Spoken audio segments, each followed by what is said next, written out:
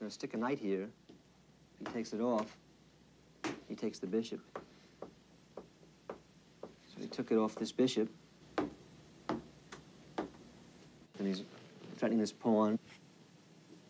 I don't think he took this right away. I guess he played here first. And now he took the bishop. Bobby Fischer is one of the greatest, perhaps the greatest chess player in the world. And now he took the rook. Bobby Fischer, United States, world title contender. Now Black surprised him with this one.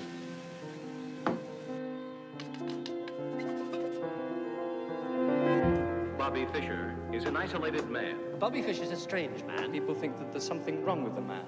And then the king moves, takes the queen. The great Bobby Fischer is here tonight. Like a child, not a champion. His social life is a vacuum. The most arrogant man you're ever likely to meet. He takes back, it gets checked. Looking for Bobby Fischer. Whatever happened to Bobby Fischer? Reclusive. Threatening this pawn, and it's a dead-loss game. Bobby Fischer is searching for asylum. It's really Fischer against the world. And here, White resigned.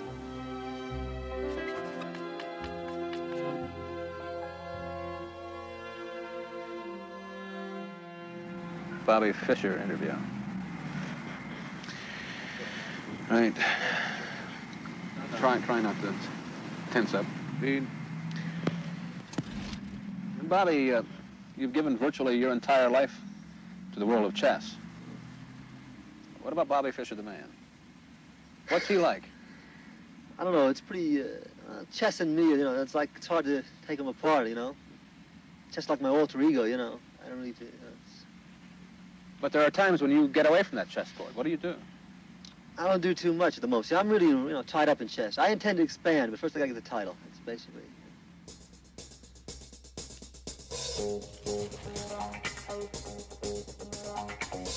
Bobby, what does it take to make a good chess player? Talent, skill, patience. You have to study a lot and work.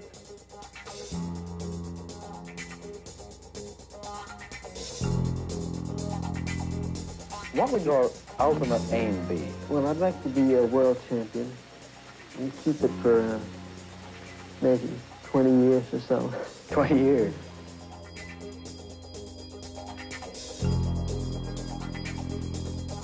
Fischer is to chess what Muhammad Ali is to boxing.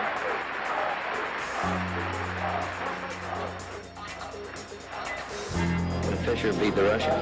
Yes, Fischer will beat the Russian. Do you honestly think that you probably are the world's greatest chess player? Yeah, right. Yeah. Lors des matchs entre challengers, durant les 18 mois précédant son match contre Boris Spassky, Fischer a battu et a en partie détruit certains des meilleurs joueurs soviétiques. Fischer balayait ses adversaires comme des mouches. Il a aligné une série de 20 victoires consécutives. C'est unique dans les annales des échecs de haut niveau. Bobby Fischer ne passionnait pas uniquement le monde des échecs, mais le monde entier. Il y a des affrontements en Irlande du Nord, Henry Kissinger multiplie les allers-retours au Vietnam, et pourtant, l'actualité est dominée par les échecs. In Moscow today, the Soviet Chess Federation called an angry news conference to denounce Bobby Fischer. General Motors recalls 500,000 Chevrolet Vegas, and Bobby Fischer, true to his recent erratic behavior, finished off Tigran Petrosyan of the Soviet Union, a former world champion. It was the best news story of the day. The victory gave Fischer the right to play the world's champion, Boris Spassky, another Russian, next spring. Nous espérions tous qu'il devienne champion du monde d'échecs. Le seul joueur qui lui restait à battre était Boris Spassky.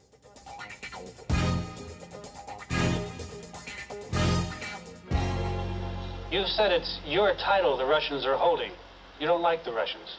The Russians have cheated at chess. They've tried every way to avoid me, to avoid giving me a chance for a match. And they've slandered my name. And, you know, they're just dead afraid of me. They have been for years. That's the true story. And now you're going to get them? Well, now I'm going to try to get them, yeah. Les Soviétiques dominaient le monde des échecs, et je pensais que ce serait bon pour l'Amérique et pour la démocratie qu'un Américain remporte le titre mondial. The iron fist of the Soviet Union has crushed the hopes of peace-loving people. Politiquement, l'enjeu ne pouvait pas être plus élevé. Aux yeux de l'opinion publique, l'URSS et les États-Unis étaient considérés comme des ennemis qui ne menaient pas une guerre réelle, mais qui essayaient en permanence de se surclasser mutuellement.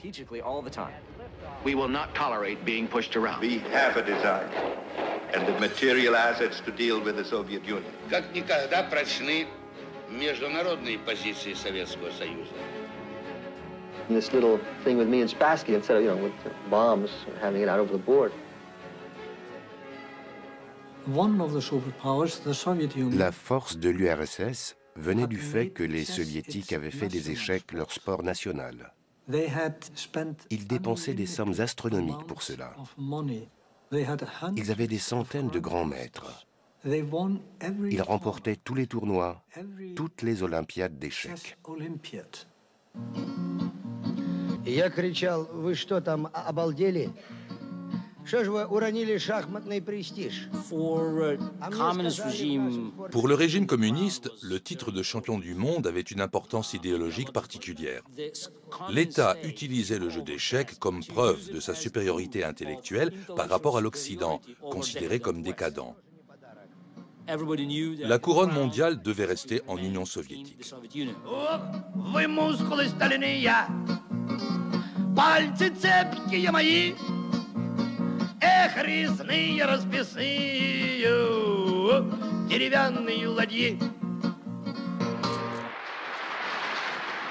En URSS, les joueurs de talent bénéficiaient d'aides financières et d'entraînement personnalisés.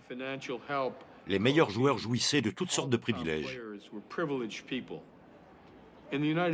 Aux États-Unis, nous n'avions rien de tout cela.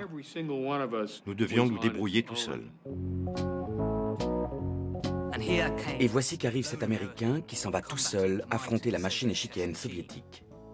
C'était une affaire de prestige national. Fischer a compris qu'il ne représentait pas seulement lui-même, mais tout le monde libre. Je crois que la pression a été trop forte pour lui.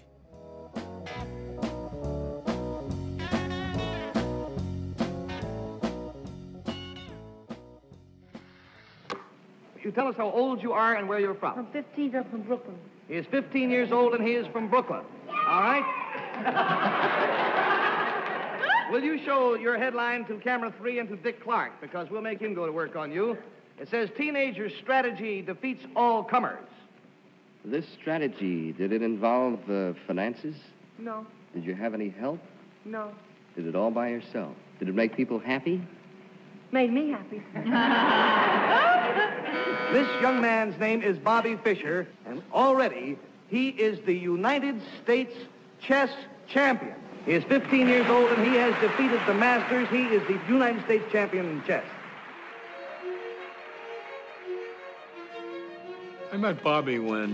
J'ai rencontré Bobby Fischer dans un club d'échecs de Manhattan. J'avais 14 ans, il en avait 8. Il était le plus jeune du club. C'était un garçon sympathique, discret et bien élevé. Regina, sa mère, travaillait. Elle avait 2 emplois et elle élevait seule ses 2 enfants, Bobby et John. Regina était le génie de la famille. Elle parlait plusieurs langues, dont le russe. Elle travaillait en tant qu'opératrice télégraphiste, infirmière et en tant que soudeuse. Et elle était titulaire d'un doctorat en hématologie. Elle était activiste communiste. Le FBI avait sur elle un dossier très complet. Sa mère était surveillée par le FBI, qui la soupçonnait d'être une espionne soviétique. À cette époque, les Juifs et les communistes étaient souvent mis dans le même panier. C'est pour cela que sa mère a nié les origines juives de Bobby. Sa mère lui avait donné des instructions pour le cas où on viendrait lui poser des questions quand il était assis sur le perron de leur appartement, place Lincoln. « Je n'ai rien à vous dire ». C'était la réponse que sa mère lui disait de faire. You're from Brooklyn originally? Chicago. Well, born in Chicago. Moved to Brooklyn when I was about 6. I lived on the coast. Were you playing chess by then? I learned in New York, yeah. What age? 6. When did you start to get serious about chess? Well, I was maybe 7. Pensez à votre propre enfance et imaginez que tous les soirs après l'école ou tous les week-ends, vous avez consacré l'intégralité de votre temps à l'étude des échecs, à la pratique et à la compétition.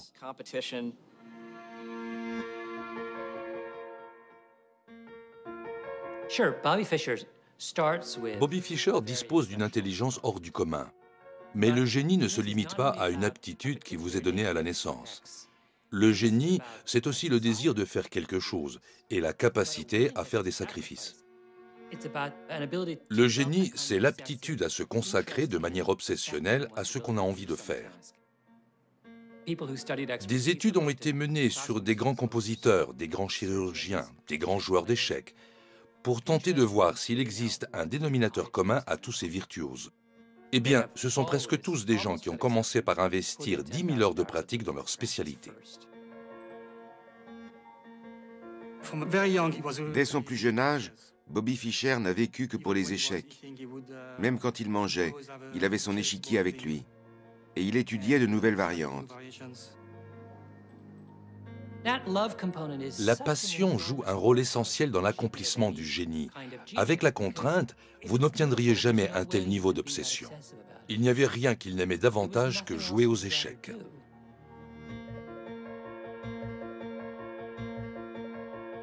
I started playing games with myself. I would make the white moves and the black moves, and just threatening his pawn. Play through the whole game, and eventually I would checkmate the other guy. I almost always won. White comes out with a knight. Now he took the bishop. Brown. Then my mother started to get worried that it wasn't healthy to be playing chess by myself all the time. Now black surprised him with this one. Regina était tellement inquiète qu'elle a emmené Bobby voir un psychiatre. Mais celui-ci lui a dit « Soyez sans crainte, il y a plus grave que d'être obsédé par les échecs. »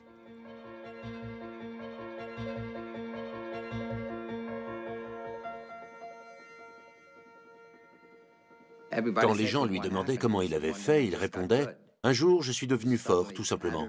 À un moment donné, il était au-dessus de tous les autres. » Quand Fischer ouvrait un magazine d'échecs, ça se passait comme ça. Ok, ça? D'accord. Très bien. Ok.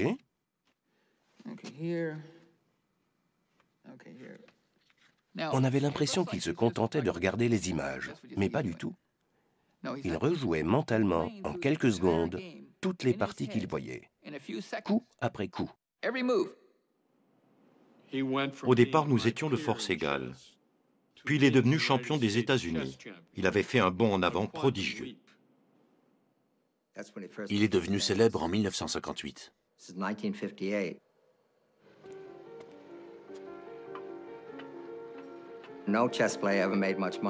À l'époque, les joueurs d'échecs ne gagnaient pas beaucoup d'argent. Mon père a organisé une tournée à travers les États-Unis. Il jouait en simultané contre 40 à 80 joueurs. Et il touchait quelque chose comme 5 $ par échiquier.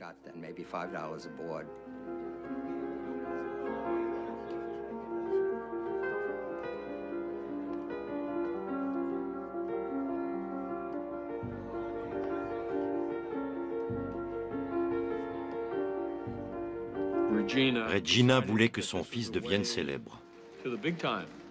Un jour, elle m'a appelé pour me dire « Je voudrais que Bobby soit invité dimanche sur la 2e chaîne. Si je lui demande, il refusera. Donc, j'aimerais que ce soit toi qui t'en occupes. » Bobby voulait simplement progresser aux échecs. Elle voulait de la publicité. La célébrité est une médaille à deux faces. Tout le monde a rêvé un jour d'être célèbre. Au début, c'est amusant, mais quand vous voulez avoir la paix, en privé comme en public, le côté plaisant disparaît très vite. De plus, pour le psychisme d'un adolescent, la célébrité peut avoir des conséquences terribles. Elle bouleverse tout son univers. Il y avait plein de gens autour de lui qui voulaient profiter de sa notoriété. Ils avaient toutes sortes de motivations et ce n'était pas toujours dans son intérêt. Il y avait des gens qui voulaient se faire de l'argent grâce à lui, devenir ses associés. Mais dans son dos, ils disaient du mal de lui. Il ne supportait pas ça et surtout, il ne supportait pas la presse. Il était tellement hors du commun qu'il en devenait une cible facile pour la caricature.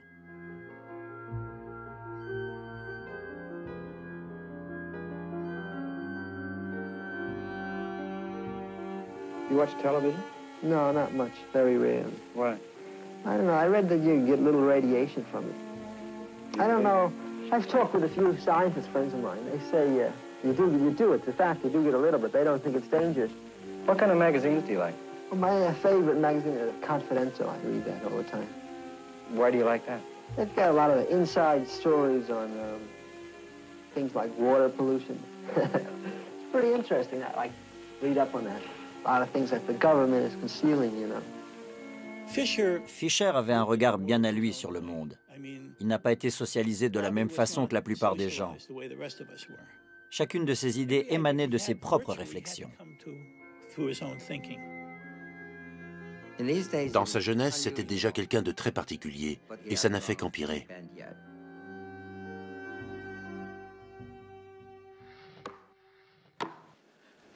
Boxing champions have been coming to the Catskill Mountains of New York for almost half a century to get in shape. But does a chess champion need to train physically? Take a look behind that window into the training headquarters of Bobby Fischer. Championship chess is a physically exhausting game. More than just a test of mind and will, it is a contest of physical endurance too. Bobby is 29 and he lives virtually a monastic life. He lives alone, always in hotel rooms that seem barely larger than chessboards. A lot of the time he won't even answer his telephone. The television set is his window on the world. Exercise is part of it. Je suis entraîneur de niveau international et olympique. Je suis également champion du monde de développé couché. J'ai entraîné de nombreuses célébrités, mais personne ne soutient la comparaison avec Bobby Fischer. Il s'intéressait énormément au corps humain, à son fonctionnement et aux moyens de l'optimiser. Il m'a dit « J'aimerais travailler la force de ma main. Je veux que l'aiguille de ce dynamomètre arrive au maximum. » Je lui ai répondu que l'homme le plus fort du monde n'arrivait pas à une pression de 100 kilos. Et il m'a dit « Moi, j'arriverai à 105 kilos. » Et quand je lui ai demandé pourquoi, il m'a dit « Quand je serrerai la main de ce petit Russe, je veux qu'il le sente passer. »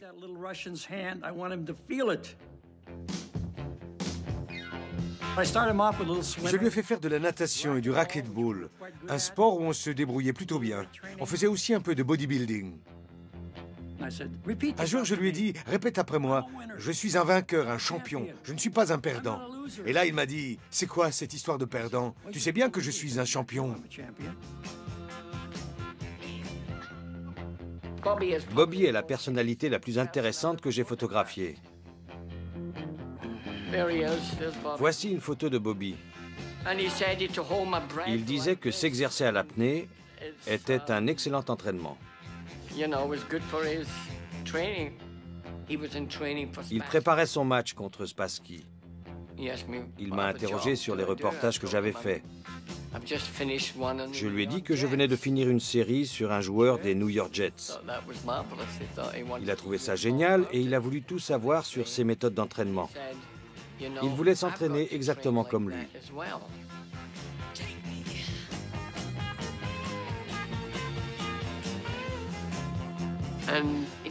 Il m'a laissé prendre toutes les photos que je voulais. Mais ça aurait pu également très mal se passer. Il était souvent méprisant avec les autres. Bobby Fischer is a stubborn young man. Sometimes he fights for principle, more often just for himself. He'll refuse to play a match because his special terms aren't met. And for the past month, he's been giving fits to the International Federation, too. Not enough money for the winner of the world title, he says. L'organisation du match a été attribuée à l'Islande tout simplement parce que c'est le pays qui avait fait l'offre la plus élevée. Mais Bobby ne voulait pas aller là-bas. Il disait que le pays était trop petit, qu'il manquait d'infrastructures et de moyens de communication. The International Chess Federation wants word by tomorrow morning from Fischer on whether he's agreeable to 24 games in Iceland, and Fischer is taking his time answering. You, as president of the Icelandic Chess Federation, are there times where you have been tempted to say, let's forget all about it?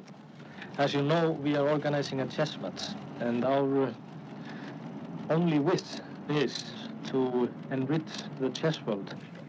Ils avaient une armée d'avocats qui ne cessaient de formuler des exigences. Mais dans le même temps, nous ne savions pas si Fischer accepterait de venir en Islande. L'obstacle principal a été le montant des prix. Je leur ai dit que la question de l'argent avait déjà été réglée et que nous ne reviendrions plus là-dessus. Le risque que le match n'ait pas lieu était bien réel. Fischer avait déjà claqué la porte de plusieurs tournois. Son attitude n'était pas forcément du bluff. Il changeait sans cesse d'avis. Et puis un jour, il m'a posé les mains sur les épaules et il m'a dit « Harry, je vais aller en Islande. » Et le lendemain, je lis dans les journaux qu'il n'ira pas en Islande.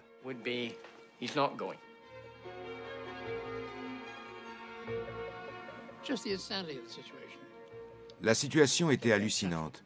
Il fallait conclure le contrat, mais Bobby refusait de le signer.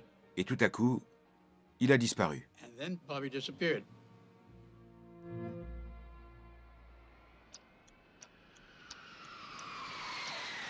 Boris Spassky, the world chess champion, came to Iceland 12 days before the match scheduled to start Sunday. Spassky said he wanted time to get used to the place, without, incidentally, being constantly molested by newsmen.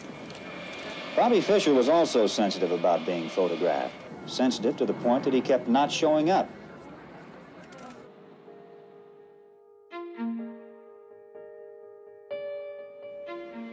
Bobby était à Pasadena, en Californie.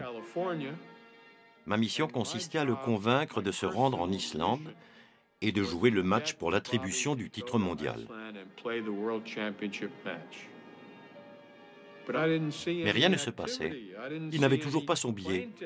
Alors je lui ai dit, « Bobby, il faut que j'aille à New York, mon père est malade. Viens avec moi. Ça te rapprochera de l'Islande. » Il m'a dit, « C'est une bonne idée de voyager avec un ami. » D'accord.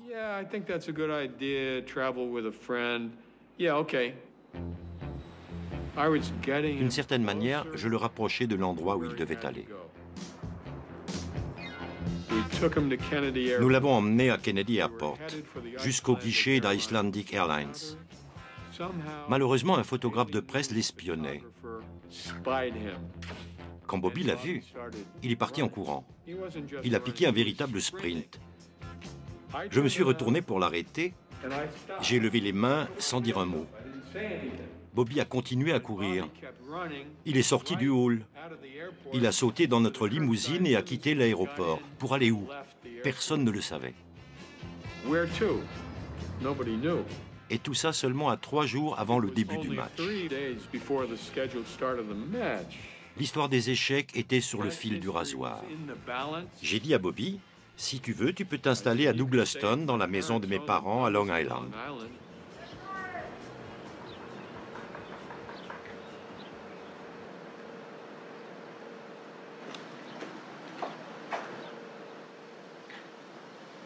Don't think the bell works. It works. Can I ask what you're here for? Hi, where are you? What are you here for? Why are you in our driveway? Is there some reason why you want to be in our driveway? Oh, I guess you know what you people spoiled everything Thursday night. You did. I suggest you don't repeat it, because it's going to be a very great tragedy if you do. Bobby était dans la maison de Sadie. Le père de Sadie était en train de mourir d'un cancer. Ils ont tout essayé pour le convaincre d'aller en Islande. À un moment, Sadie a même dit à Bobby, « Tu sais, mon père est en train de mourir. » Et Bobby a répondu, « C'est pas grave, ça ne me dérange pas. » Il n'y avait pas moyen de le déloger de cette maison. Ça a été la semaine la plus stressante de ma vie. Are you Dr. Sadie? Yes, I am. Mr. Fischer made it clear that he would try to go to Iceland tonight. Did he express these thoughts to you? Made it clear to whom? We had talked to a few people, and they had the impression he was going. Everybody can have impressions, but the only person who knows what Bobby Fischer is going to do is Bobby Fischer. That's about all I really want to say. I see. I want you to all keep cool. Lors de son séjour chez nous, il a dit à un moment, « C'est fini, je n'irai pas. » Still no sign of Bobby Fischer. Today, the International Chess Federation postponed by 48 hours the start of the match, but it said if Fischer is not in Iceland by noon on Tuesday, he will be disqualified. Mr. Johnson, if I may ask, are you worried?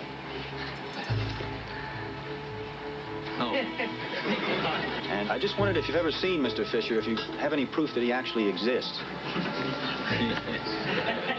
That's a good question. Yes, I think, gentlemen, we can agree on the point that Mr. Fisher exists. Nous ne contrôlions plus la situation. Il fallait amener Fischer en Islande. L'Union soviétique avait l'impression qu'on se moquait du champion du monde en titre. Elle était sur le point de faire revenir Spassky en URSS. Boris m'a dit, la situation est sérieuse. Il faut régler ça au plus haut niveau. Je crois que Gudmundur Thorer-Hansen a demandé au Premier ministre islandais d'appeler Henry Kissinger. Fischer ne voulait pas y aller. Alors je l'ai appelé et je lui ai dit, allez-y. Les États-Unis d'Amérique voulaient que Bobby aille en Islande et qu'il remporte le titre mondial. Entre-temps, le multimillionnaire britannique James Slater avait doublé les montants des prix. La réponse de Fischer à Kissinger a été « Oui, j'ai décidé de jouer ». What finally did make you decide to go then? I feel that the prestige of this country is at stake. Some people have suggested this was psychological warfare against Spassky on your part. Did that figure into it? No, I don't believe in psychology. I believe in good moves.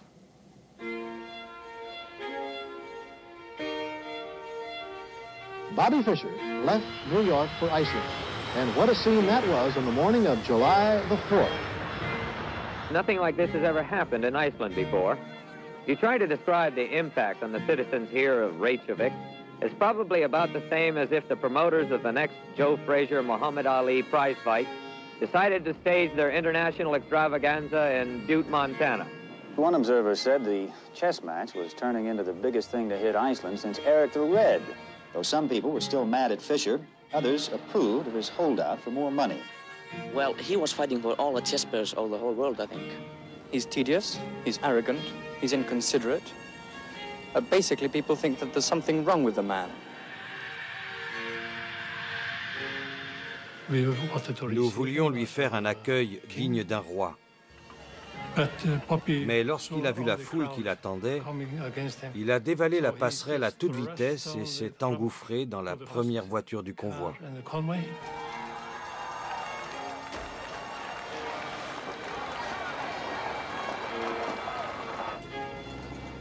J'ai été son garde du corps personnel en Islande. Ça a été un grand moment pour moi. J'étais davantage un ami qu'un garde du corps. Il n'avait pas un caractère facile. Il pouvait être très aimable, mais il pouvait également exploser comme un volcan. Il valait mieux savoir quand parler et quand se taire.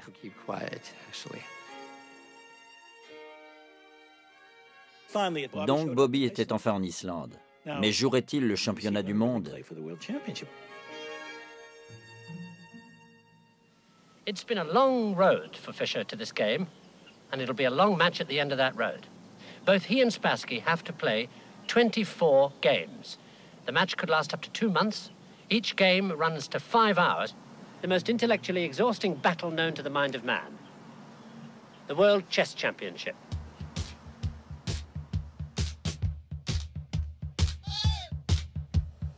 Il y avait le gouvernement islandais, le président islandais, les ambassadeurs de l'Union soviétique et des États-Unis, et de nombreux invités étrangers.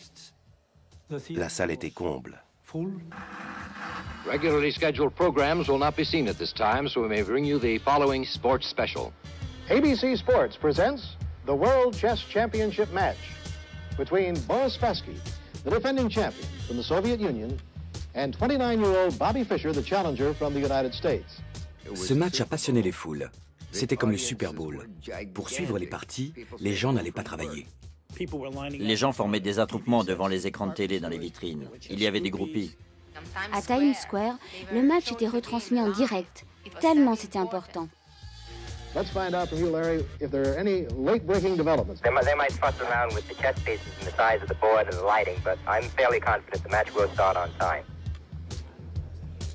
Boris Spassky, champion du monde en titre, était là, avec tous ses secondants. Mais Fischer n'était pas là. The clock has now been started. It was officially 5 o'clock in Reykjavik. Spassky is obviously anxious about the whereabouts of Mr. Fischer. Bobby était introuvable. Nous étions désespérés.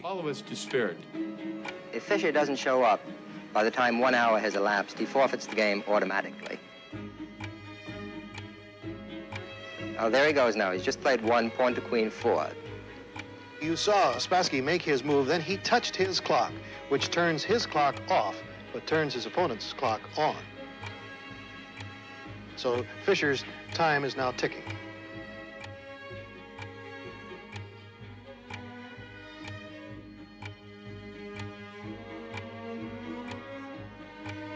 Personne ne pouvait dire avec certitude si Fischer allait finir par arriver, même si en l'occurrence c'était le match de sa vie. Beaucoup de gens ont pensé que toutes ces tergiversations avaient pour but d'énerver et de troubler Spassky. Ça a d'ailleurs été le cas, mais je ne crois pas que c'était le but recherché par Fischer. Rien de tout cela n'était dirigé contre Spassky. Fischer était aux prises avec ses propres démons. Unpredictable Bobby Fischer. Nobody really knows why Bobby Fischer does or does not do anything. The most individualistic, intransigent, uncommunicative, solitary chess master of all time. He has no permanent home. Fischer is a nomad. Speaks to almost no one. No contact with his family. Troubled childhood. He hasn't seen his mother in over 10 years. Is your mother still living? Do you get a chance to see her very much? Haven't seen her in a few years, yeah. What about your father? No, I don't see him. Are they living together? No, Fischer disait toujours « Je ne parle jamais de mon père ». C'est ce qui m'a permis de comprendre qu'il devait y avoir quelque chose de particulier concernant son père que personne ne savait. Le FBI avait un dossier de 900 pages sur Regina Fischer. Et ce dossier établissait que, contrairement à ce que la famille déclarait, le père de Bobby n'était pas Gerhard Fischer, mais un dénommé Paul Nemeny. Gerhard Fischer figure sur l'acte de naissance de Bobby, mais il n'est jamais venu aux États-Unis. Regina et Paul Nemeny se sont rencontrés à l'université, près de Denver, et ils ont eu une liaison. Plus tard, Regina est allée vivre ailleurs et elle a emmené Bobby avec elle. Regina n'avait pas d'argent. Elle sollicitait régulièrement les services d'aide sociale. Paul Nemeny, de son côté, consultait souvent des travailleurs sociaux. Il se faisait du souci au sujet de Bobby. Il disait que tout petit, Bobby était un enfant assez instable et il craignait qu'il ne soit pas élevé convenablement. Plus tard, quand Bobby est allé vivre à New York, Paul lui rendait visite. Il se comportait vis-à-vis de Bobby comme un père. Par exemple, quand il l'emmenait au restaurant, il le réprimandait s'il ne mangeait pas proprement.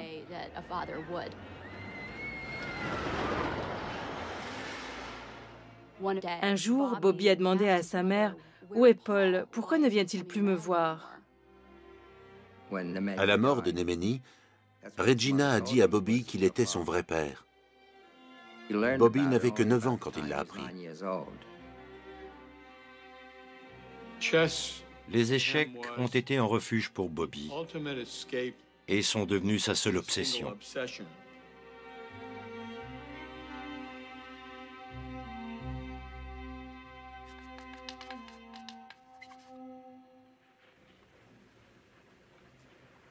Well, Spassky is waiting. Right, and waiting and wondering whether Bobby will show or not show. And there's absolutely dead silence in the hall. Spassky is pacing, he's nervous, and... Wait, here comes Fischer, coming on the stage saying that he was caught in traffic. And I think Spassky was visibly relieved. And also perhaps pained. Nous avions l'impression que ce match n'aurait jamais lieu, mais finalement, il a eu lieu et il a été phénoménal. Comment épelez-vous le mot soulagement? Now, for the first time, we're looking at Bobby Fischer, the man that 8 times has won the United States Open Championship. Je me souviens qu'à un moment, j'ai dit à l'antenne, nous avons de la chance de pouvoir être les témoins de ce match entre Bobby Fischer et Boris Spassky.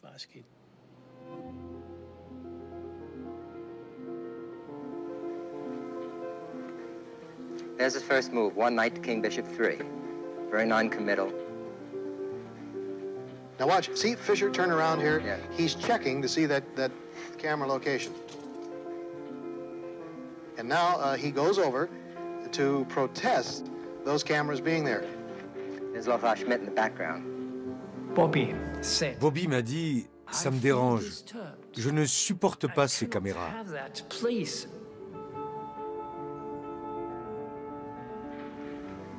Spassky remains serene and imperturbable throughout all this.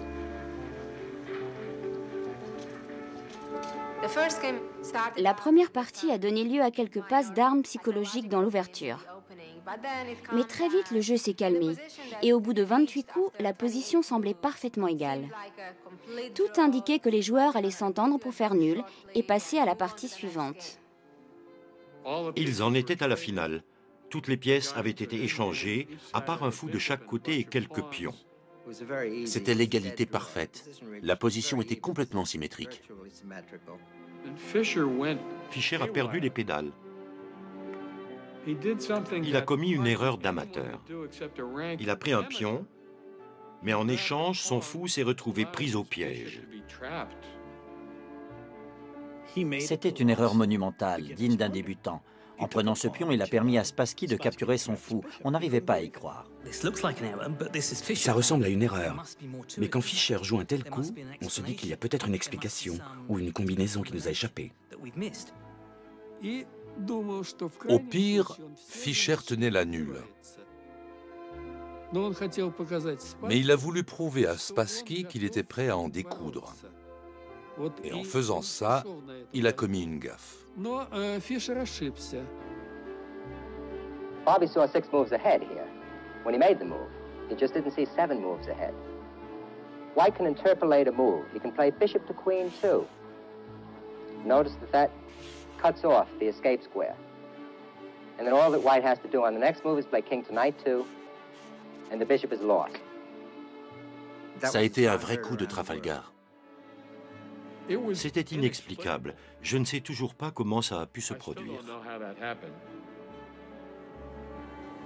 Spassky avait remporté la première partie.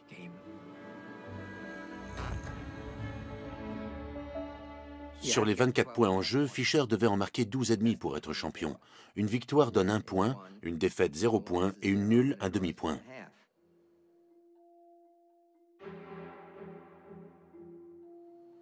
Les négociations d'avant-match stipulaient que les caméras devaient être silencieuses. Bobby a dit « Elles ne sont pas silencieuses, ça me dérange ». Il se plaignait que le bruit des caméras l'empêchait de réfléchir et de se concentrer. Et d'ailleurs, je crois que c'était sincère. À mon avis, Fischer souffrait d'hyperacousie, une maladie caractérisée par une hypersensibilité au bruit. Fischer said he would boycott the match until hidden movie cameras are removed from the playing hall. The promoters said the entire financial structure of the match depends on recording and exhibiting the play.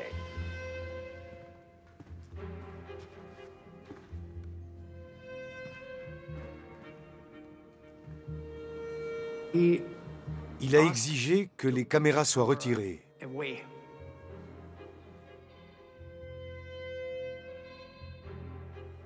Il m'a demandé de retirer les caméras de la salle. Et j'ai dit non.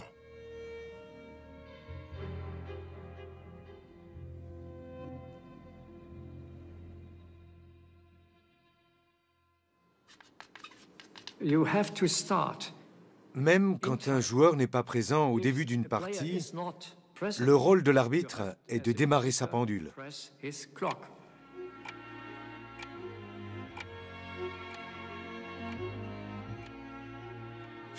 Nous savions que Fischer était capable d'abandonner un match pour une simple broutille.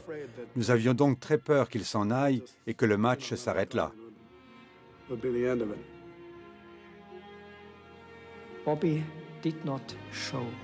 Bobby ne s'est pas présenté. Mon rôle d'arbitre consistait à le déclarer perdant par forfait. Je me suis évidemment demandé si cette décision était loyale ou correcte. Mais je n'avais pas le choix. Cette nuit-là, je me suis réveillé en larmes, parce qu'à cause de mon rôle d'arbitre, j'avais été amené à détruire un génie.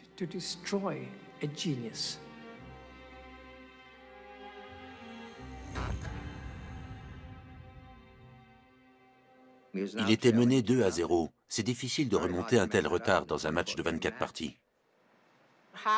La moitié de la planète était convaincue que le match était fini et qu'il ne reviendrait pas. Pourquoi d'ailleurs serait-il revenu dans une situation aussi difficile?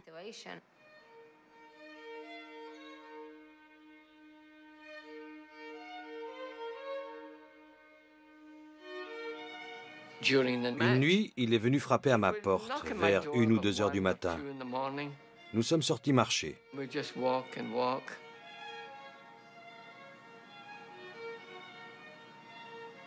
Nous nous sommes assis et avons observé des animaux.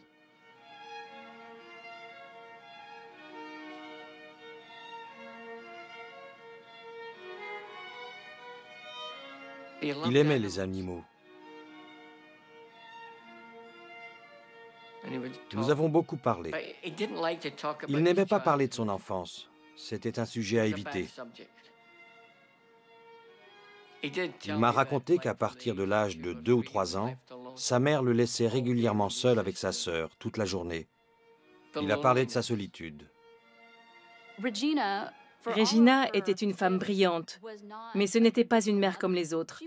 Elle a imposé à ses enfants de nombreux déménagements, tous les 2 ou 3 mois, alors qu'ils étaient encore très petits. Dès sa plus tendre enfance, Bobby a eu des relations très conflictuelles avec sa mère. Il n'aimait pas que sa mère soit avec lui, à tel point qu'il voulait que ce soit sa sœur Joan qui l'accompagne lors de ses tournois à l'étranger. Il refusait de jouer en présence de sa mère. Regina a quitté leur appartement de Brooklyn alors que Bobby n'avait que 16 ans. Bobby a demandé à sa mère de partir. Je ne sais même pas s'il le lui a dit poliment, et elle est partie. Au fond, il l'a rejetée parce qu'elle était comme lui, déterminée, égocentrique et polarisée sur ses objectifs. Peut-être qu'en l'occurrence, il s'est détaché d'une partie de lui-même. En 1960, Regina est partie en Europe pour passer son doctorat en médecine. Bobby a continué à vivre dans l'appartement de la place Lincoln, à Brooklyn.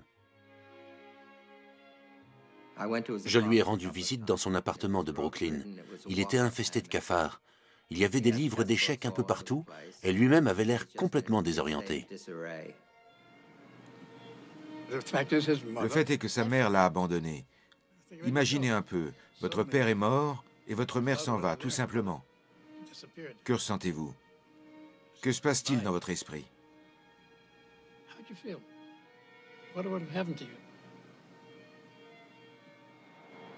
Bobby is all chess. I don't play chess, and I don't pretend to speak for Bobby. But I feel that whatever I do here, whatever I say to help make the Vietnam come to an end more quickly, will help every son, every daughter in the whole world.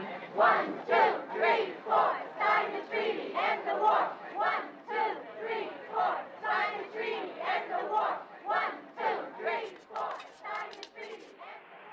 You're not going to believe this, Bill, but I'm inside of a wind tunnel about 12 feet away from where the players are playing. The problem, of course, is that Fischer has stated that he wants no noise, no disturbance whatsoever. Fischer était d'accord pour continuer, mais il voulait que la 3e partie ait lieu dans une pièce fermée, sans spectateurs. Il y avait une salle de ping-pong à l'arrière, et Spassky a donné son accord. Une fois que le match a commencé, un changement de lieu n'est possible qu'avec l'accord des 2 joueurs. Spassky aurait pu remporter le match par forfait. Rien ne l'obligeait à jouer dans une arrière-salle. S'il avait refusé, Fischer n'aurait pas joué et le match n'aurait pas continué. Bobby a recommencé à faire des histoires. Je ne veux pas ci, je ne veux pas ça, etc. Et à un moment, il a dit, c'est inacceptable. Je me retire. On arrête le match.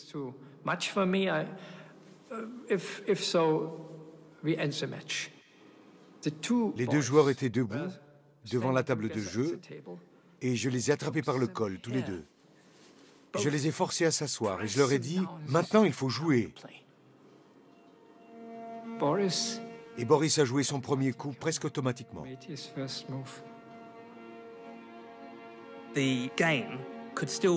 La partie était retransmise par le biais d'une caméra de surveillance. Dans la salle, les spectateurs pouvaient suivre l'évolution de la partie coup après coup.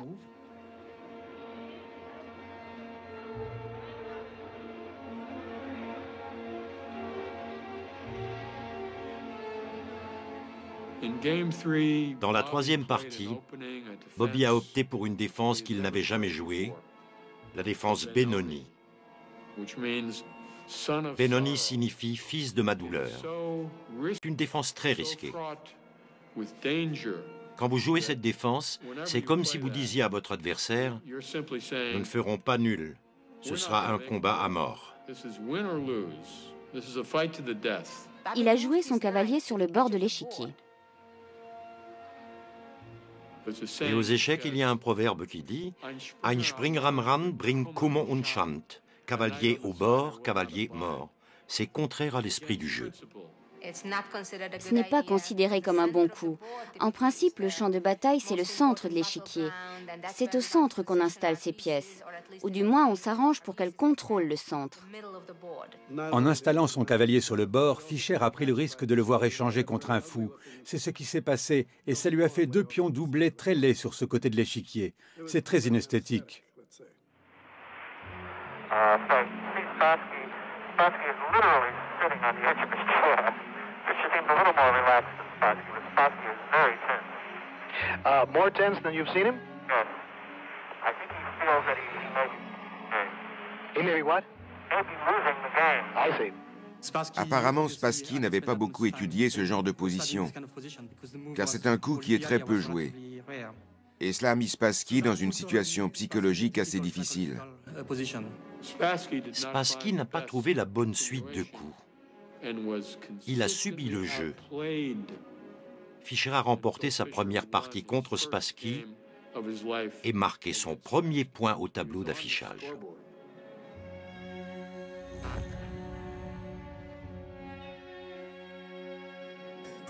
What do you think of Bobby Fischer? I like him. I like his style. Are you following the game? Yes, I am. American chess players are behind Bobby 100%, and they're all anxious to see him get in there and win the championship. Do you think that Fischer will win for the first time over the Russian champion? I think Fischer will win because he's playing for $200,000. But if Spassky wins, most of the money will go to the Russian government. Dans les bars, les gens faisaient des paris sur le prochain coup, tout comme ils parient sur le prochain point au baseball. Le jeu d'échecs a littéralement explosé.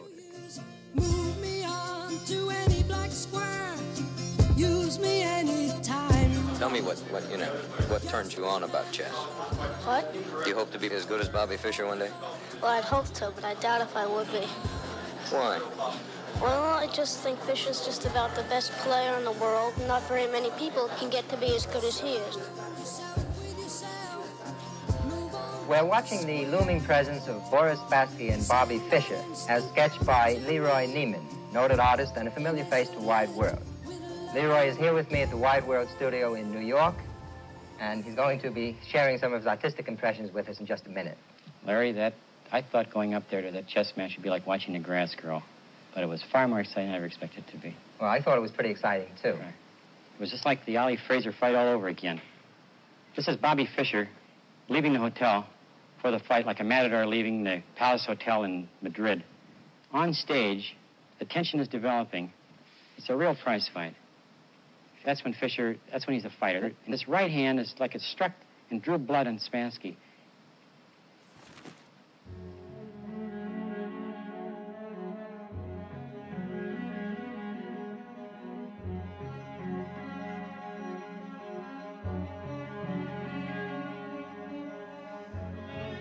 Les deux joueurs étaient à égalité, 2,5 partout.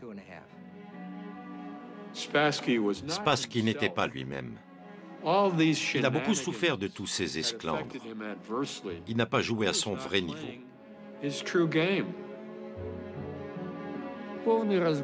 Ça a été un fiasco. La préparation de Spassky n'a servi à rien. Quand deux personnes sont face à face, l'un se soumet à l'autre. La psychologie des relations interpersonnelles a horreur du vide. Si tu baisses pavillon, ton opposant va occuper la position dominante.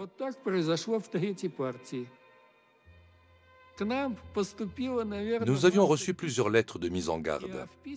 Elles nous disaient de faire attention car Fischer était capable de tout. Les Soviétiques pensaient qu'il y avait des câbles dans les chaises et que l'éclairage avait été trafiqué pour déstabiliser Boris dans sa concentration. Et Boris a fini par craquer. Spassky s'est plaint de radiation qu'il aurait ressentie durant la rencontre. During the match, I felt myself quite unusually, like before. So that was a reason to be for myself. I'm not suspicious man, to become suspicious. Selon lui, il y avait peut-être quelque chose dans la chaise, ou dans le coussin de la chaise. Et il y avait peut-être quelque chose dans l'éclairage.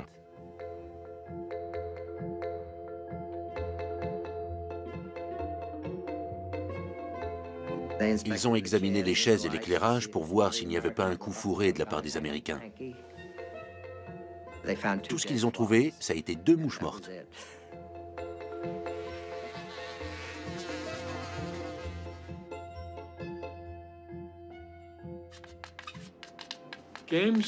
La partie numéro 6 est la plus connue. C'est sans doute la partie la plus reproduite de tout le match. C'est une symphonie de beauté paisible. Dès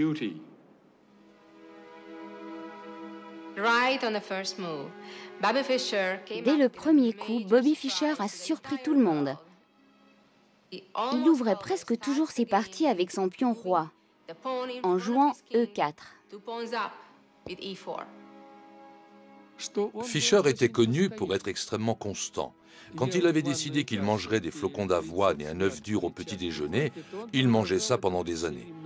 Avec les échecs, c'était la même chose, il jouait les mêmes ouvertures match après match. Et dans cette partie, à la surprise générale, il a opté pour l'ouverture anglaise en jouant C4.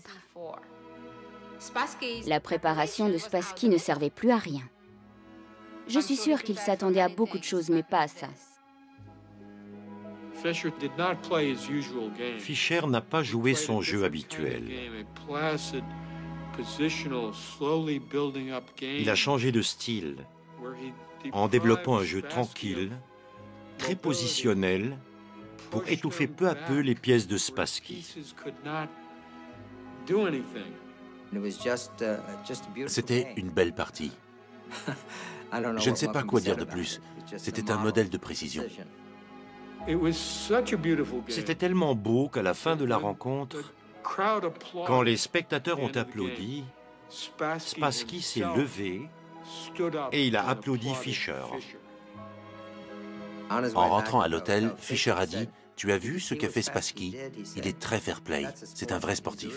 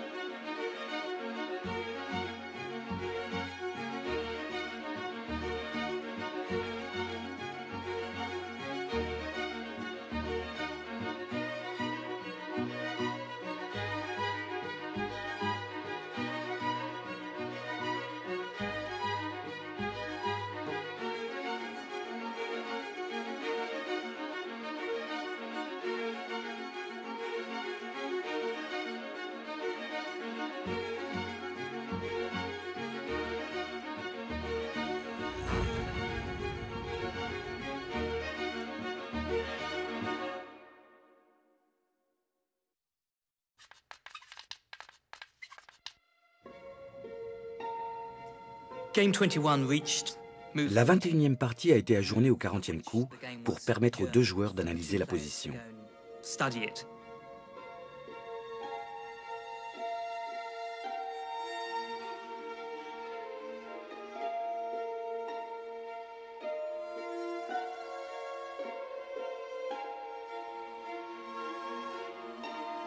This is NBC Nightly News, Friday, September 1st. Good evening. We'll have more on the developments in the Watergate bugging case. We'll hear George McGovern talking about tightening up his campaign organization, and we'll have a look at the new unemployment figures. And first, Bobby Fischer. Today was the day when Fischer and the Russian champion, Boris Spassky, were to have finished the 21st game of the World Championship, a game they started yesterday. But Spassky, after what must have been an agonizing night spent analyzing his position, didn't even show up to play.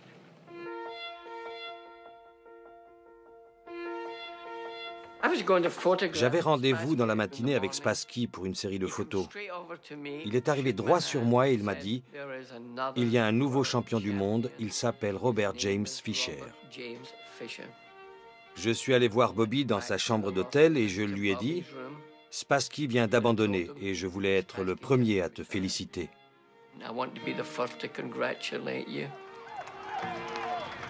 How you feel, babe? Tell us how you feel about it. You said you were going to do it. Listen, will you talk to us, Bobby? Bobby, roll the window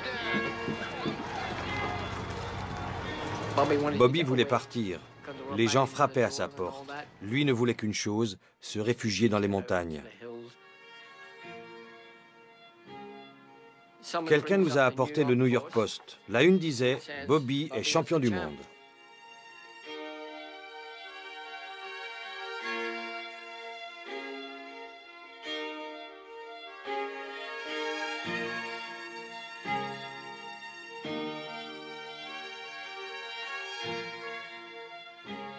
Le jour où sa mère s'était rendue compte qu'elle ne pourrait pas l'empêcher de jouer aux échecs, elle lui avait dit « Très bien, joue aux échecs. Quand ça te sera passé, tu pourras peut-être faire quelque chose d'important de ta vie. » NBC News correspondent Dick Schaap was in Iceland today, and here's what Fischer said. How does it feel now? You have the World Championship. You're the best in the world at what you've devoted your life to. How does that feel inside? Feels pretty good, yeah. I mean, my goal now is to play a lot more chess. I feel I haven't played enough chess.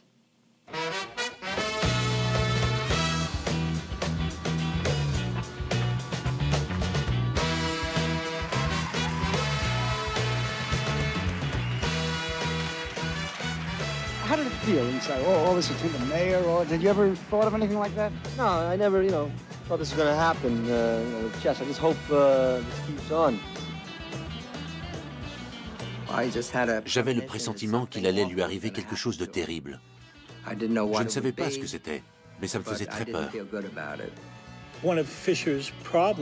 Après le match, Fischer était probablement l'homme le plus célèbre du monde, à l'exception de Jésus-Christ.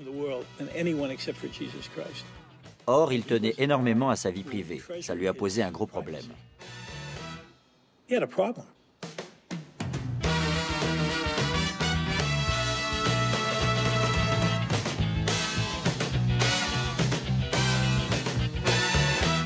The entire world knows the name Bobby Fischer by now. Was it a letdown after it was all over, Bobby? I mean, it was, well, there must have been a tremendous... It was. I woke up the day after the thing was over, and I just felt different, like something had been taken out of me.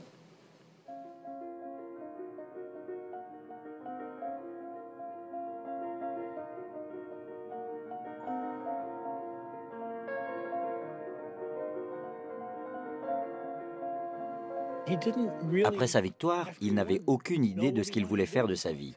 À 29 ans, il avait atteint son objectif principal. Il avait 29 ans et il n'avait jamais eu d'enfance.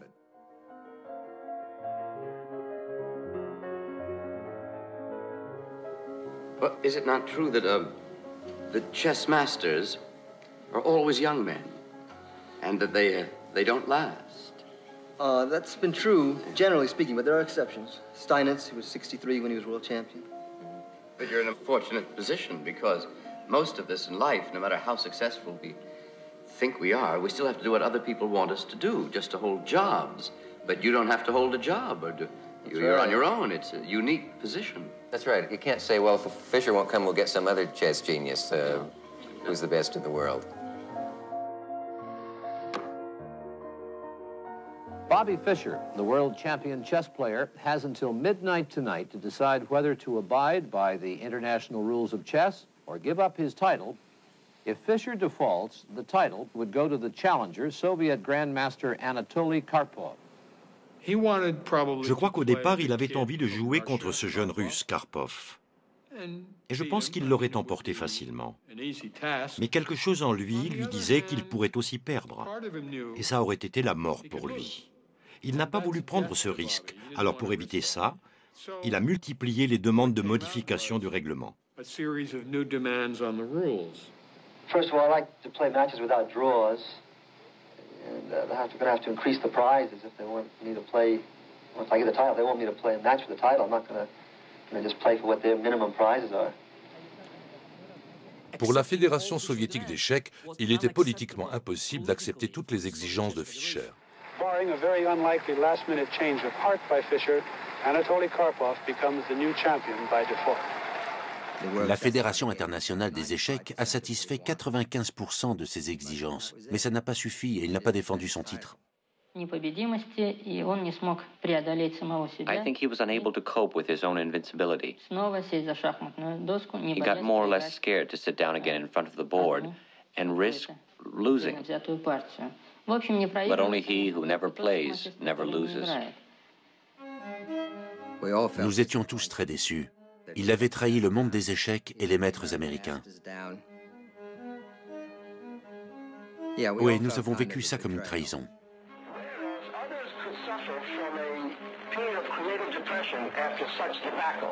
Je suis allé en Californie pour des photos. En cours de route, je suis allé chercher Bobby à Pasadena. Il passait son temps dans une sorte de lieu de culte.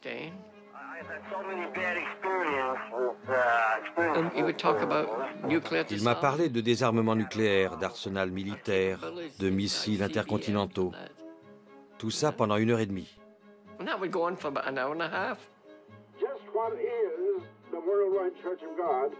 Il était membre de l'Église universelle de Dieu depuis 1962. Après son titre de champion du monde, cette église lui a offert un lieu de résidence. Les membres de l'Église universelle de Dieu croyaient dans les principes fondamentaux de la Bible. Certaines personnes nous ont comparés à des intégristes.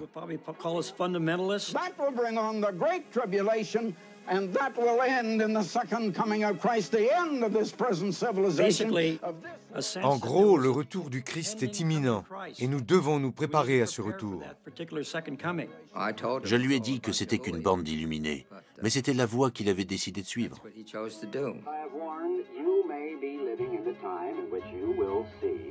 Je suis allé le voir dans son appartement à Pasadena, mais c'était sans espoir.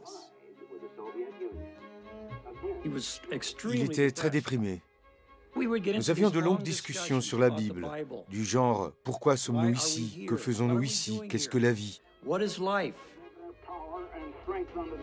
C'est là qu'il a commencé à perdre la tête. Il avait l'impression d'être manipulé par les Russes.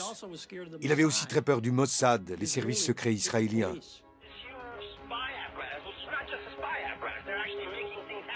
Il croyait qu'on pouvait l'espionner par le biais de la radioactivité et par d'autres moyens, ces plombages dentaires. Il croyait que les Russes pouvaient envoyer des signaux dans ces plombages. Ou par le téléphone. Via le papier aluminium par les fenêtres. Les médias, la radioactivité, c'était de la paranoïa.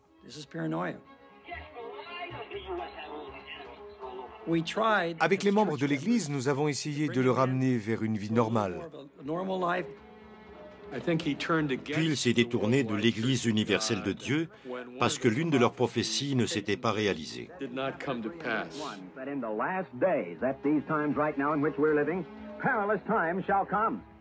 Fischer s'était senti trahi. Il a écrit un pamphlet contre l'Église et son fondateur Armstrong en disant que personne n'avait le droit de contrôler l'esprit d'autrui.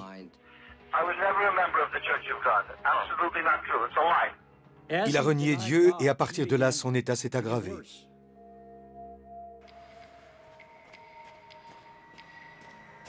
Il s'est mis à délirer complètement. Il lisait les protocoles des sages de Sion. Quand il m'en a parlé, je l'ai mis en garde. Je lui ai dit, ce livre est une mystification, c'est de la propagande antisémite qui a notamment été utilisée par Hitler.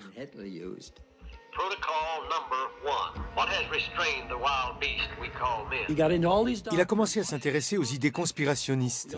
Il y a tout un tas de gens qui rêvaient de dominer le monde. Number 9, merciless revenge and bitter hatred. From us emanates an all-embracing terror. À partir de là, nous avons beaucoup moins fréquenté Bobby. Nous ne voulions pas que nos enfants aient contact avec cet oncle, certes très célèbre, mais qui était devenu un antisémite virulent.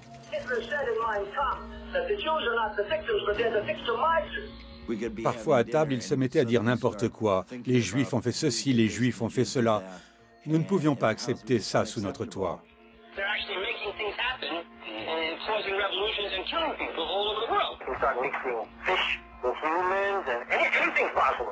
Sa mère était juive, son vrai père était juif. C'était de la folie furieuse. Comment un jeune homme juif pouvait-il devenir antisémite? C'est de la paranoïa. Il croyait en l'existence d'une conspiration contre lui. C'était comme s'il était en guerre contre lui-même. Il s'est renfermé sur lui-même. Ses proches ont appelé ça ses années sauvages.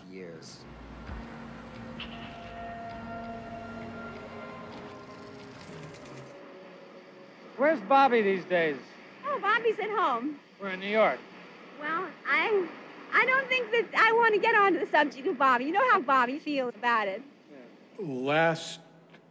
Notre dernière conversation l'a mis hors de lui. Je lui ai dit, si tu ne joues plus aux échecs, bientôt plus personne ne te demandera de jouer.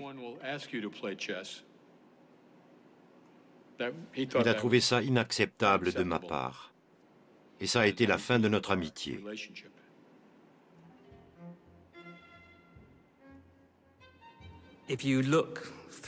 Dans l'histoire des échecs, on trouve un nombre disproportionné de joueurs extrêmement talentueux qui, parallèlement, souffraient de graves problèmes psychologiques. Les joueurs d'échecs évoluent dans un univers infini et abstrait qui les oblige, en fin de compte, à reformater leur esprit.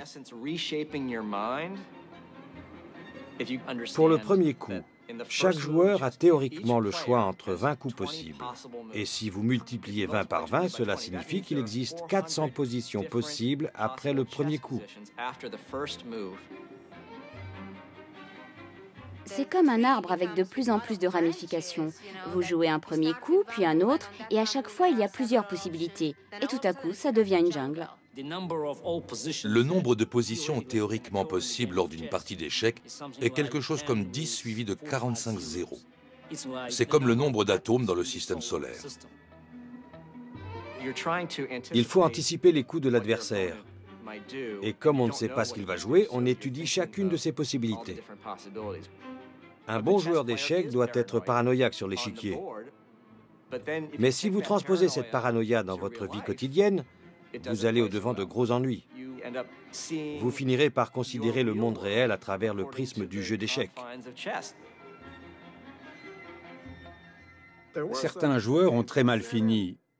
Alors on a tous envie de croire que les échecs n'y étaient pour rien. Mais malgré tout, c'est peut-être le cas.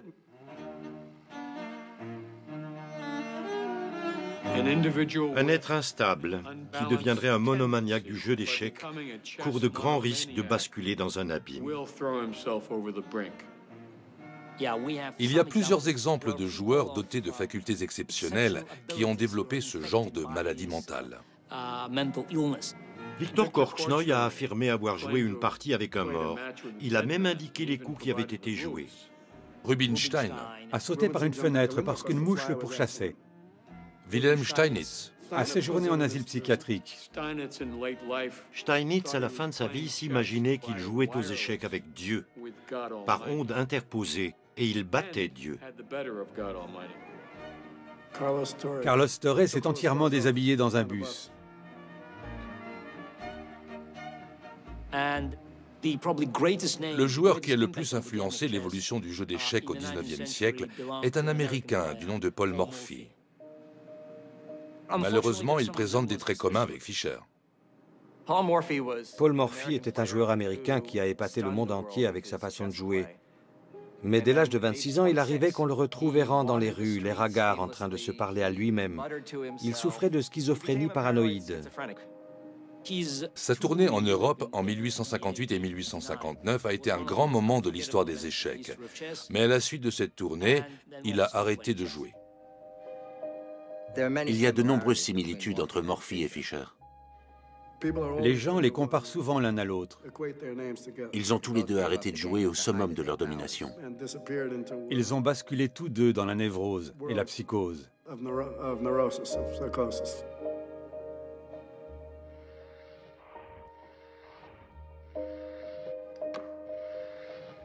Where did Bobby Fischer go? What happened to Bobby Fischer? We spent countless hours prowling the streets where he's been known to roam, looking for him at chess clubs where he's been known to play.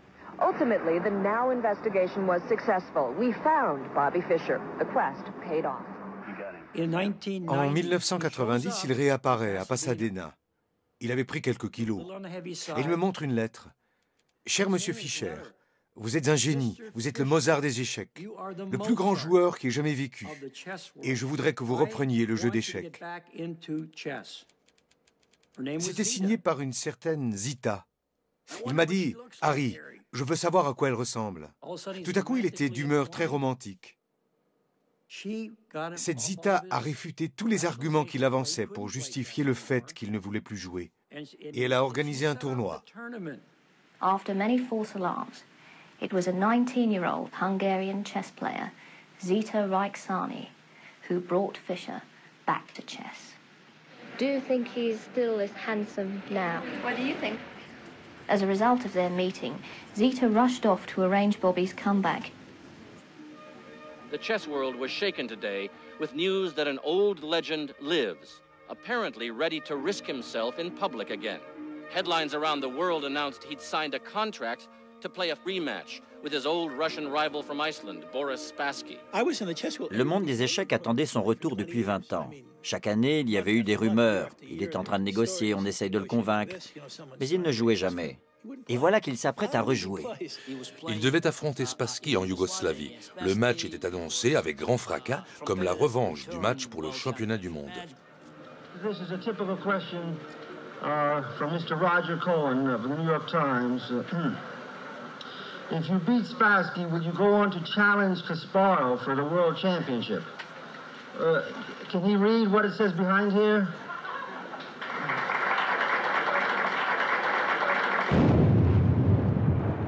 Le match a eu lieu en Yougoslavie durant la guerre.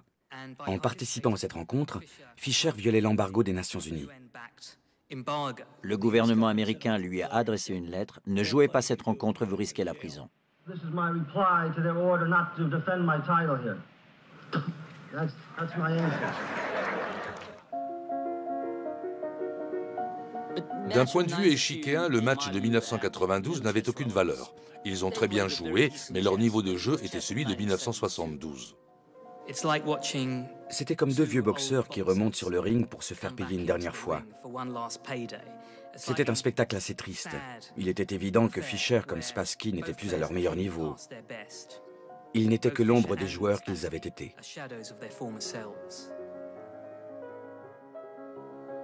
Fischer a remporté le match et il a ramassé quelques millions de dollars. Mais des poursuites ont été engagées contre lui. Today, a federal grand jury here in Washington charged Robert James Bobby Fischer with a criminal violation of the United States imposed sanctions on the Federal Republic of Yugoslavia. Fischer faces up to 10 years in prison, and the millions of dollars of proceeds of the chess match are forfeitable to the United States. Bobby Fischer, like anyone else, should be held accountable for his actions. Il a payé un prix très élevé, il a perdu son pays, ne pouvait plus rentrer aux États-Unis, s'est retrouvé inculpé. On s'est interrogé sur le bien fondé de cette inculpation, mais Fischer avait enfreint la loi. Il ne pouvait pas revenir aux États-Unis. Il aurait été arrêté. Et il se retrouvait expatrié. They said if I return, I will be arrested, and if I'm convicted, could be millions of dollars and 10 years in prison for playing chess, which is absurd, you know. Je l'ai rencontré en Yougoslavie, mais ça n'a servi à rien. L'affaire était déjà très mal engagée. J'ai rencontré Zita, je l'ai connue personnellement. C'était une fille très gentille, mais personne ne savait ce qu'il faisait avec elle.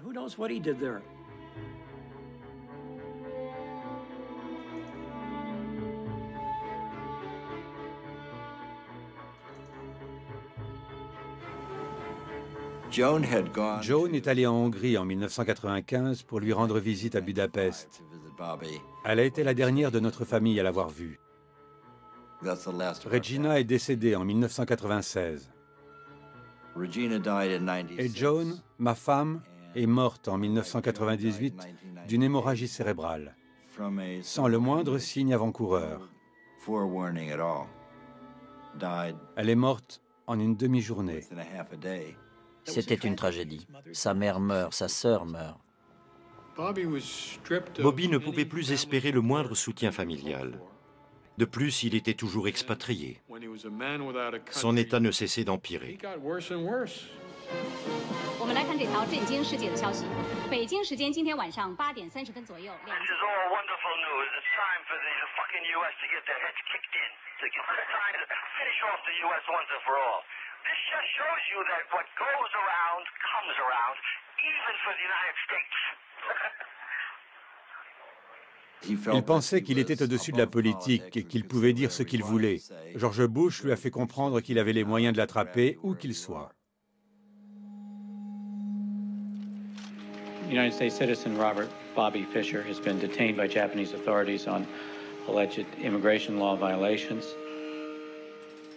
I got a collect phone call from Japan. J'ai reçu un appel en PCV depuis le Japon.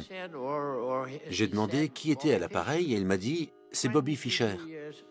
Je n'avais plus eu de ses nouvelles depuis 22 ans, mais apparemment, il avait gardé mon numéro.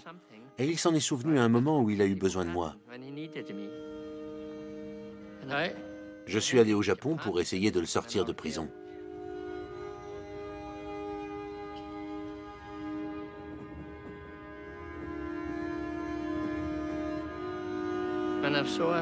Je l'ai revu le jour de son anniversaire et il m'a demandé si je pouvais le sortir de là.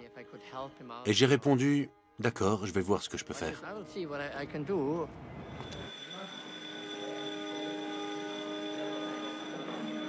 Yfirmaðurinn hann segir það að Bobby Fischer hann yrði leystur úr haldi til land sem reiðubúið til að veita honum ríkisfang. Iceland has stood up and offered him residency. Iceland has stood up and given him passport. At the end, this small nation. Notre petite nation de 300 000 habitants a tenu tête aux États-Unis et au Japon, les deux plus grandes puissances économiques au monde, et a rapatrié Fischer sur son territoire. And got him to Iceland.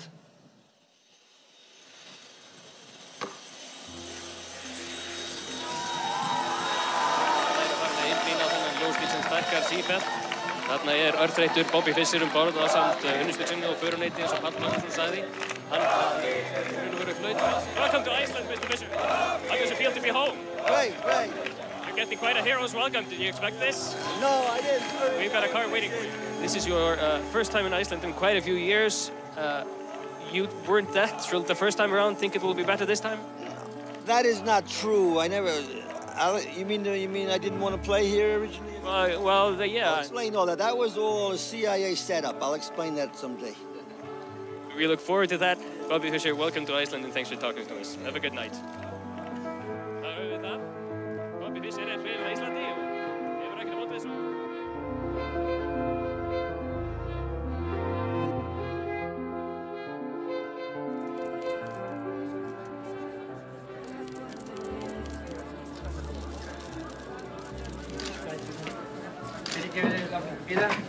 Sorry for keeping you waiting.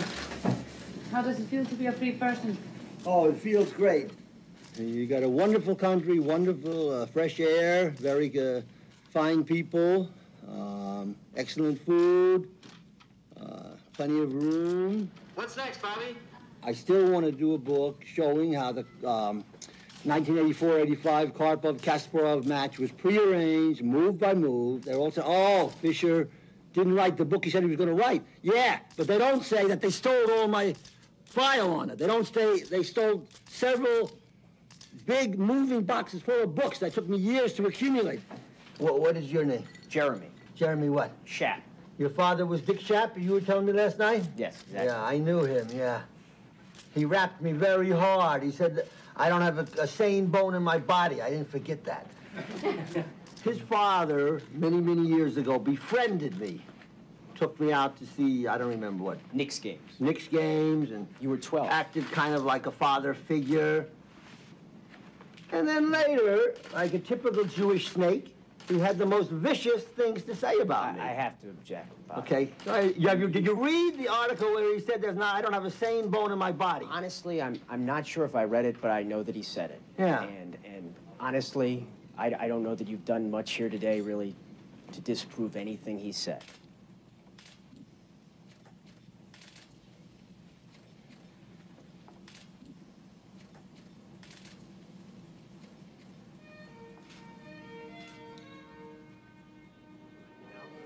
J'ai rencontré Bobby après son arrivée en Islande. Il menait une vie très solitaire. En Islande, comme partout ailleurs, son comportement finissait par lasser tout le monde.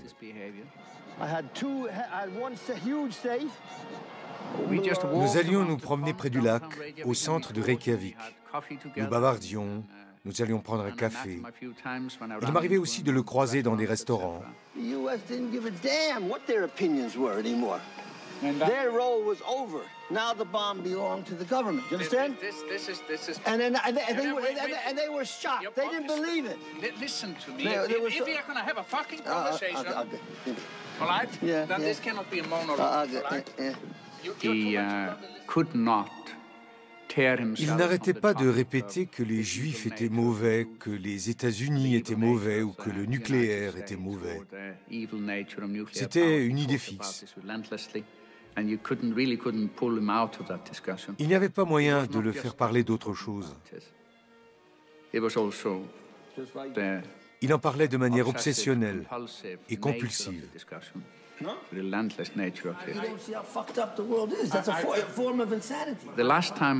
La dernière fois que je l'ai croisé, je lui ai demandé de ne pas s'asseoir à ma table, car j'en avais par-dessus la tête. La pensée de la plupart des gens évolue à l'intérieur de limites très étroites. Certains réussissent à voir au-delà de ces limites. Ce sont les esprits créatifs, ceux qui découvrent quelque chose. Mais parfois, ils ne parviennent pas à revenir à leur réalité.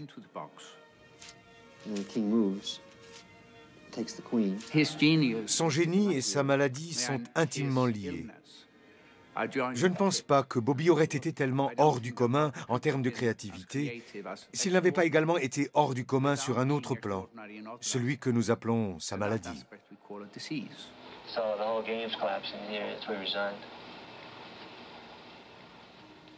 I don't consider myself to be a genius at chess.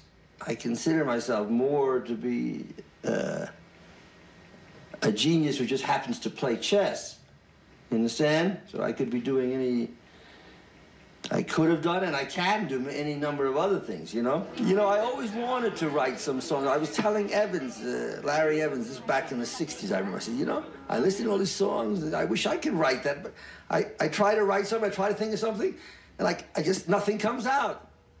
And he says, yeah, because you haven't lived. And I started thinking about it, he's right. My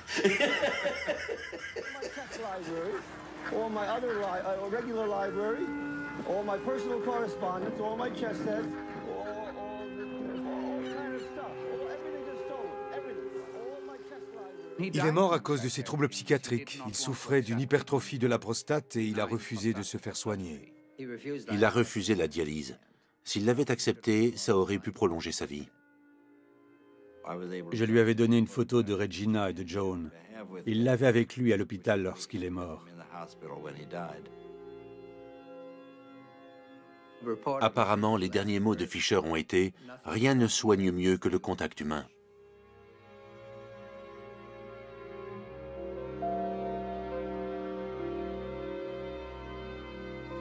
The former world champion of chess, Bobby Fischer, has died. His career reached its height during matches with his nemesis, Boris Spassky, back in 1972. American chess superstar Bobby Fischer has just died. Former world chess champion Bobby Fischer has died. Considered by many as the greatest chess player of all time. Bobby Fischer dead at the age of 64.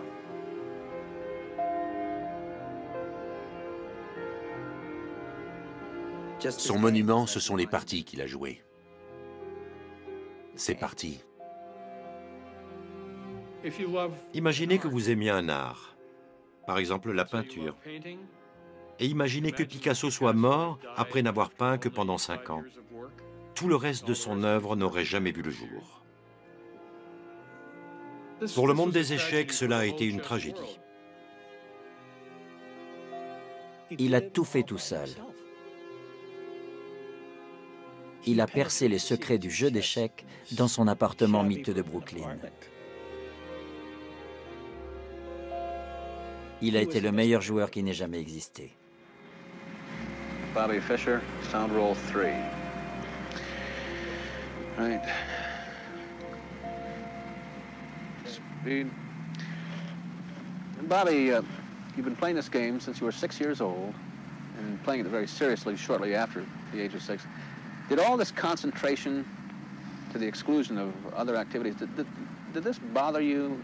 Do you think this deprived you of anything growing up? Maybe, yeah, to some extent, yeah. Like what? Well, it would have been better, you know, a little more balanced, yeah. And maybe, you know, a little more rounded, you know, but what can you do?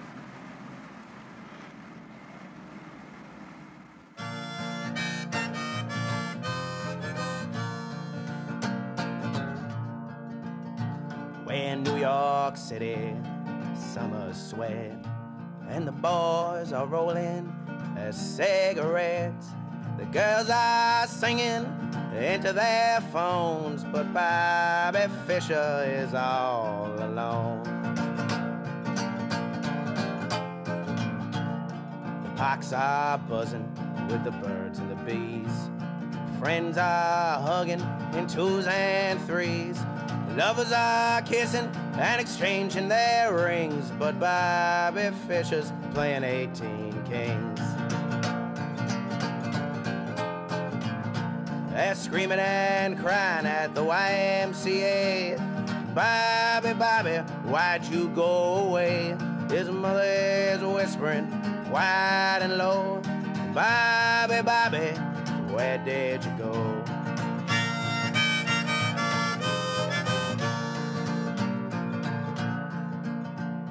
Newspapers roll all over the town, from the glistening sky tops to the filth on the ground. They bang and explode all over Times Square. Bobby is gone and no one knows where. Is he in London? Is he in Spain? Has he cut off his hair? Has he changed his last name? Is he under that rock? Is he behind that tree? Oh, Bobby, Bobby, where can you be?